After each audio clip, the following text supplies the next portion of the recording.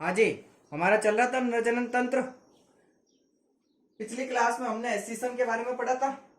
आज नरजनन तंत्र का लास्ट टॉपिक पढ़ेंगे हम, सहायक ग्रंथियां, जिसे आप इंग्लिश में एसेसरी ग्लैंड कहते हैं। इसके बाद में नरजनन तंत्र यहाँ पर खत्म होगा और नेक्स्ट टॉपिक शुरू करेंगे, शुक्राणु की संरचना। तो हम आज पढ़ते हैं सहायक ग्रंथियां, जिसे आप इंग्लिश में कहते हो एसेसरी ग्लैंड। तो आप एक एक बिंदु को ध्यान से सुने एक बार। सहायक ग्रंथियां, इसको आप इंग्लिश में एसेसरी ग्लैंड कहते हो। नरजनन तंत्र के अंतर्गत यानी मेल रिप्रोडक्टिव सिस्टम के अंतर्गत आपको 3 प्रकार की सहायक ग्रंथियां पढ़नी है। कौन कौन सी, एक बार नाम सुने आप। पहली पढ़नी आपको प्रोस्टेट ग्रंथि, प्रोस्टेट ग्लैंड। दूसरी पढ़नी आपको बार्थोलिन, बार्थोलिन ग्रंथि। और तीसरी पढ़नी आपको शुक्राशय। ये 3 ग्रंथि आपको पढ़नी है, ठीक है। तो हम एक एक की बात करें। सबसे पहले हम प्रोस्टेट ग्रंथि की बात करते हैं। सबसे पहले तो प्रोस्टेट ग्रंथि हमारे अंदर एक होती है, संख्या में कितनी होती है, एक होती है, ठीक है। और इस प्रोस्टेट ग्रंथि का जो आकार है वो सिंगाड़े नुमा होता है।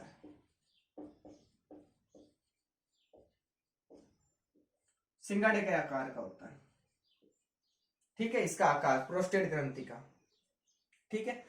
और क्या होता है, तो प्रोस्टेट ग्रंथि है, इस ग्रंथि से जो स्त्राव निकलता है, जो पदार्थ निकलता है, जो स्त्राव निकलता है, वो वीर्य का यानी सीमन का, वीर्य का 20 से 30% भाग बनाता है। कितना प्रतिशत भाग बनाता है, 20 से 30% भाग बनाता है। ये बात भी आपको याद रखनी है। और क्या याद रखना है कि जो प्रोस्टेट ग्रंथि से जो स्त्राव होता है, उस स्त्राव में क्या क्या पाया जाता है, तो उसके अंदर पाया जाता है सिट्रेट, कैल्शियम आयन, और क्या होता है, तो और होता है फॉस्फेट। ये बात भी आपको याद रखनी है कि प्रोस्टेट ग्रंथि संख्या में कितनी है, एक है, और ये कैसी दिखाई देती है आपको, सिंगाड़े के जैसी। और क्या होता है कि इस ग्रंथि का जो स्त्राव होता है वो वीर्य यानी सीमन का 20 से 30% भाग बनाता है, और इसके स्त्राव में सिट्रेट, कैल्शियम आयन और फॉस्फेट पाए जाते हैं। और प्रोस्टेट ग्रंथि के अंदर आपको क्या क्या याद रखना है, तो ये बात भी याद रखनी है कि इस ग्रंथि से जो स्त्राव निकलता है ये गंध युक्त होता है, गंध निकलती है, इससे गंध युक्त होता है। और प्रोस्टेट ग्रंथि शुक्राणुओं को एक्टिवेट करने का काम करती है, शुक्राणुओं को क्रियाशीलता प्रदान करती है, एक्टिवेट करने का काम करती है। तो यह बात है आपको प्रोस्टेट ग्रंथि में याद रखनी है कि प्रोस्टेट ग्रंथि संख्या में एक होती है और इसकी आकृति सिंगाड़े नुमा होती है। इस ग्रंथि से जो स्त्राव निकलता है उसमें सिट्रेट, कैल्शियम आयन और फॉस्फेट पाया जाता है, और इसके स्त्राव होता है ना, वो स्त्राव सीमन का 20 से 30% भाग बनाता है। और ये जो स्त्राव होता है इस प्रोस्टेट ग्रंथि से निकलता है वो गंध वाला होता है, और ये शुक्राणुओं को एक्टिवेट यानी क्रियाशीलता प्रदान करता है। ये बात आपको प्रोस्टेट ग्रंथि में याद रखनी है, ठीक है।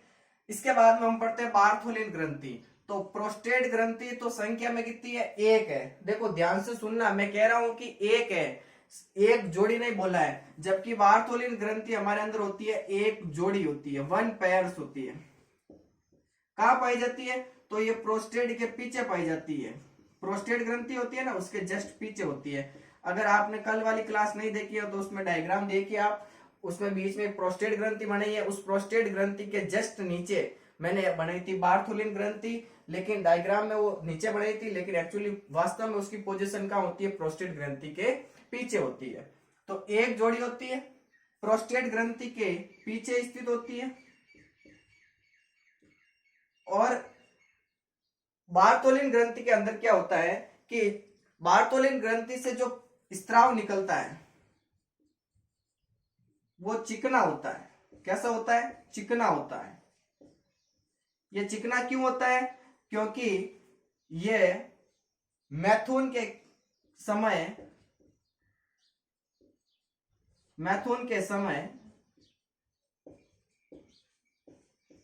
योनि को चिकना बनाता है ताकि मैथुन की क्रिया क्या हो सके? आसानी से हो सके। तो ये बात आपको इसमें याद रखनी है, ठीक है। तो एक जोड़ी प्रोस्टेट ग्रंथि के पीछे पाई जाती है, इसका स्त्राव चिकना होता है जो योनि को चिकना बनाता है, जिससे कौन सी क्रिया आसानी से हो सके? मैथुन की क्रिया आसानी से हो सके। और इसका कार्य क्या है? तो ये जो बार्थोलिन ग्रंथि है, इससे जो ये स्त्राव निकलता है, ये मूत्र मार्ग की अम्लीयता को खत्म करता है, अम्लीयता को समाप्त करता है। ये बात भी आपको याद रखनी है। तो दो ग्रंथियां पढ़ ली हमने, कौन कौन सी? सबसे पहले हमने प्रोस्टेट ग्रंथि पढ़ी। प्रोस्टेट ग्रंथि कितनी होती है? संख्या में एक होती है। प्रोस्टेट ग्रंथि के आकृति सिंगाड़े नुमा होती है। इसका जो स्त्राव होता है वो सीमन का 20 से 30% भाग बनाता है और इसके स्त्राव में सिट्रेट, कैल्शियम आयन और फॉस्फेट पाए जाते हैं। ये जो गंध है, जो ये स्त्राव निकलता है, ये गंध वाला होता है और ये जो स्त्राव है ये शुक्राणुओं को एक्टिवेट करने का काम करता है। ये बात आपको प्रोस्टेट ग्रंथि में याद रखनी है। बार्थोलिन ग्रंथि में याद रखना है कि एक जोड़ी होती है, प्रोस्टेट ग्रंथि के पीछे पाई जाती है और इसका जो स्त्राव होता है वो चिकना होता है, जो मैथुन के समय योनि को चिकना बना देता है ताकि मैथुन की क्रिया आसानी से हो। और क्या कार्य करता है कि मूत्र मार्ग की अम्लीयता को समाप्त करता है। ये दो ग्रंथियों में आपको याद रखना है। तीसरी ग्रंथि आती है शुक्राशय।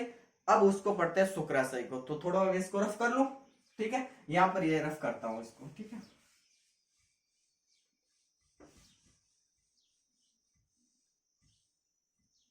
देखो, शुक्राशय तीसरी ग्रंथि है।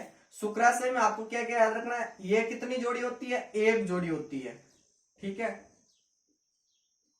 अभी अभी हमने पढ़ा कि जो प्रोस्टेट ग्रंथि है उससे जो स्त्राव निकलता है वो वीर्य का 20 से 30% भाग बनाता है। तो इस ग्रंथि से जो स्त्राव होता है वो वीर्य का 70% भाग बनाता है, 70% भाग बनाता है, सबसे ज्यादा यही बनाता है, ठीक है। और क्या याद रखना है कि इस ग्रंथि से जो ये स्त्राव होता है उस स्त्राव के अंदर क्या क्या पाया जाता है? तो इसके अंदर पाया जाता है सिट्रिक अम्ल,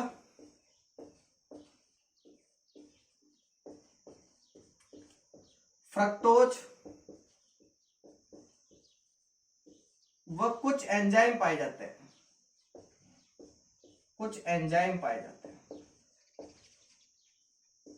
ठीक। ये बात आपको याद रखनी है। और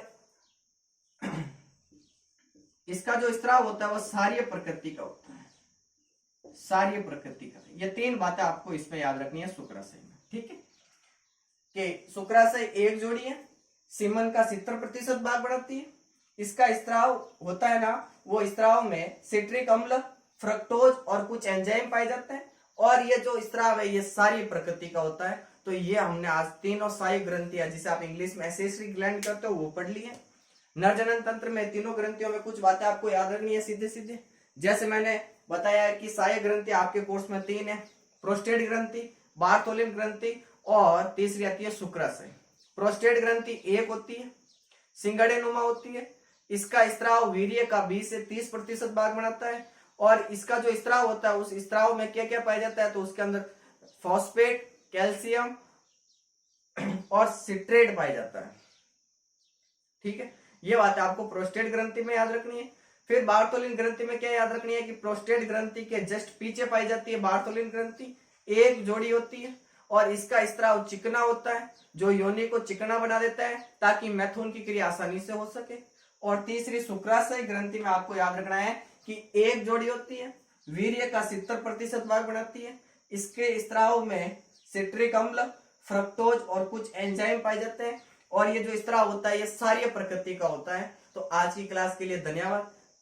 आगे मिलते हैं शुक्राणु की संरचना नेक्स्ट क्लास में। धन्यवाद।